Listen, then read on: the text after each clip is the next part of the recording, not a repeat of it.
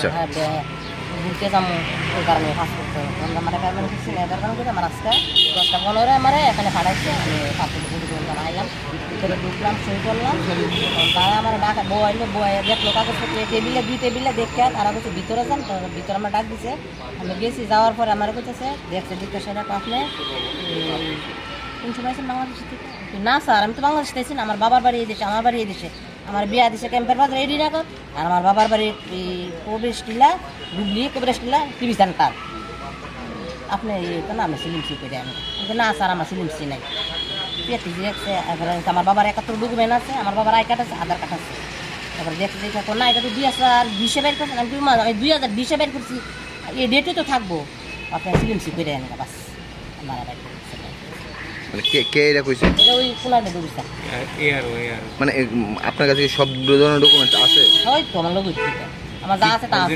কি কি চার ও তারা ডকুমেন্ট তারা চাইছে ওনকা পেট সিলিম সিসে সালা এটা কে রেখেছে?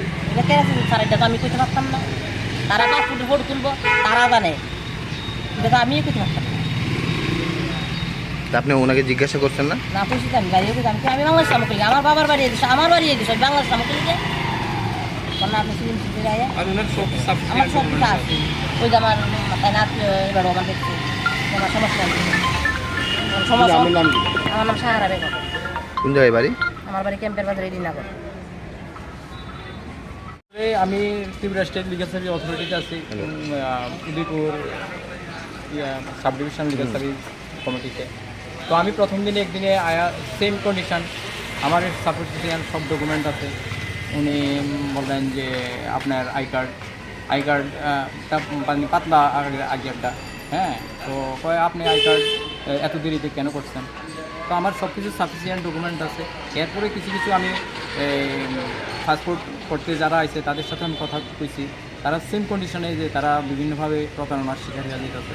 তো আমি চাই আমরা লিগাল সার্ভিস অথরিটির পক্ষ থেকেও আমি কইতেছি যে আসলে একটা পাসপোর্ট করতে যে ডকুমেন্টের প্রয়োজন সেই ডকুমেন্টগুলো তারা এখানে টাঙ্গিয়ে দেওয়া উচিত, আর গ্রাহকরা ঠিক পরিষেবা নিতে যাতে কোনো হয়রানির শিকার না হয়।